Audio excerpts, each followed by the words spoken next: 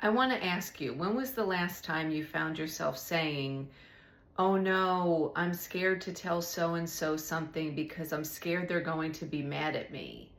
Hi, I'm Katie. Welcome back to Katie's Coaching Corner. And today I want to talk about this whole idea of feeling bad when we tell someone something because we fear that they're going to get mad at us. Maybe they won't invite us to the next party that they're having, whatever the case may be. Because I was talking recently with my best girlfriend, and we were talking about the fact that so many times in life we have anxiety about telling a certain person in our life a certain something, whether that be that you can't make it to their party or their wedding or whatever the case may be, or you can't help them in a certain situation. And we fear that they're going to be so mad at us. And so it kind of causes this angst inside of us, right? Like in our stomachs, we can feel it, the brain gut connection. And so we delay telling this person, but we'll tell everybody else that can listen, right? Whether it's anybody in your home or another friend or family member, you'll say, I'm scared to tell them because I feel like they're going to get mad, and all of those feelings. So one of the things that I teach with my clients, to my clients in my coaching business, is the power of the pause. And it's when someone asks something of you.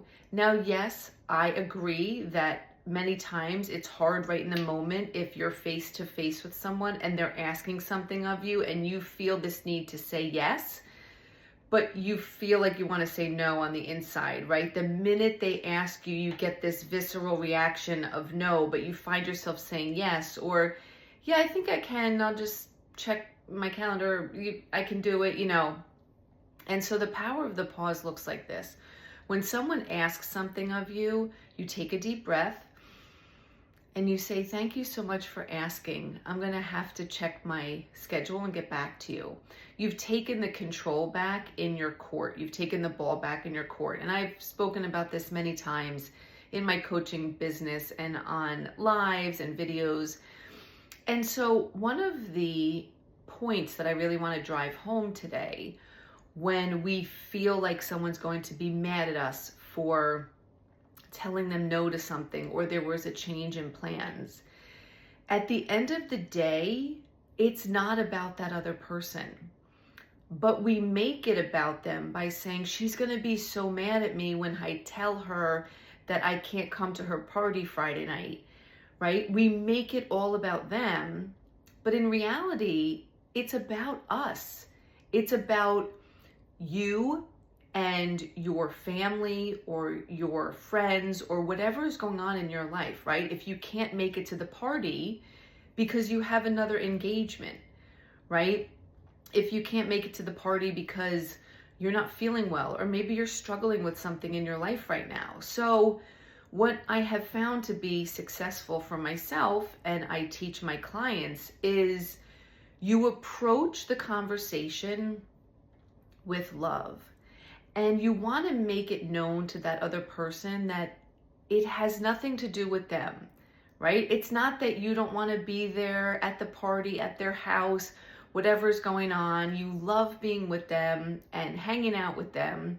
But unfortunately, it's not going to work for you right now. And many times we come up with a million excuses to have to tell them, but you don't have to go on and on and on. You can say, it's really not going to work for me that night. I have another engagement, right?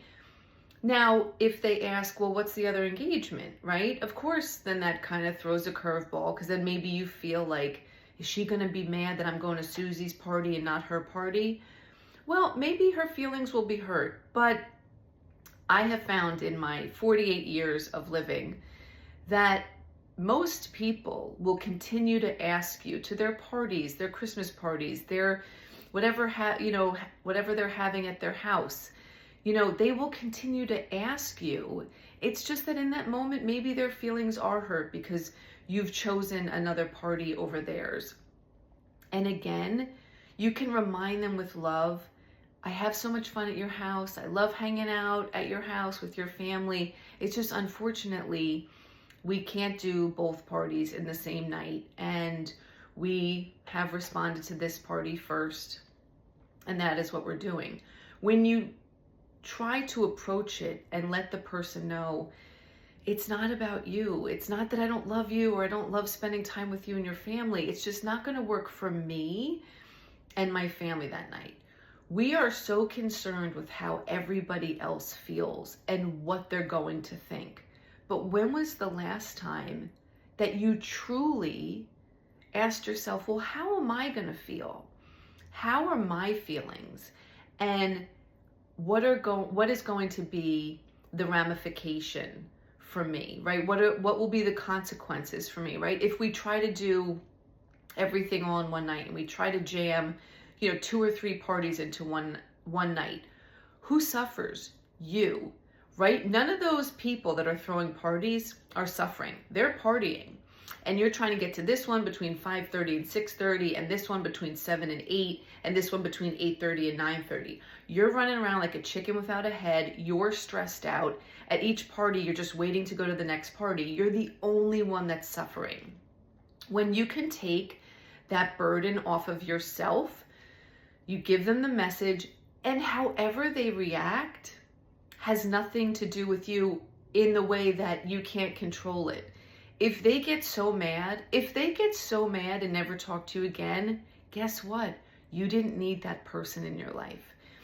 If they get mad and hold a grudge and maybe are acting a certain way towards you, guess what? You can choose, listen, I don't know if I want this situation in my life. Why do you want this negativity? Now, yes, it might be hard if it's a family member or a best friend or a coworker that you see all the time, but how they respond, unfortunately, you can't control. And I'm a control freak, any other control freaks out there, so I want to control their reaction. I want to tell them, and then I want them to react the way that will make me feel good. But I can't control that. All we can control is how we approach it and the message that we want to send to them. Like I said, 9 times out of 10, that person, they're going to get over it, right? They're going to invite you to the next party, the next barbecue, the next book club meeting, right? Or at work, if someone asks you to switch, right? I'm a nurse. People are always asking to switch. I've never had someone like ask me, I said no, and then they never asked me again. No, they asked me like the next week for another switch. So I wanted to jump on today because it was something that was fresh on my mind about, I said to, my best girlfriend, I said, at what age are we going to stop caring about what people think or how they're going to react? And I don't know if we ever will, because we're human beings and we have compassion and emotions and empathy and sympathy. So I don't know if it will ever end, that feeling of, oh no, are they going to be mad at me? But if we can start to learn how to approach those situations, I always say like it's another tool that you can put in your toolbox. If we can learn how to go about those situations and handle it so that we cause ourselves less anxiety, that we can have some peace with that conversation, then that's truly winning in the game of life then, right? And each time you do it, I promise, it's like a muscle. It will get a little bit easier.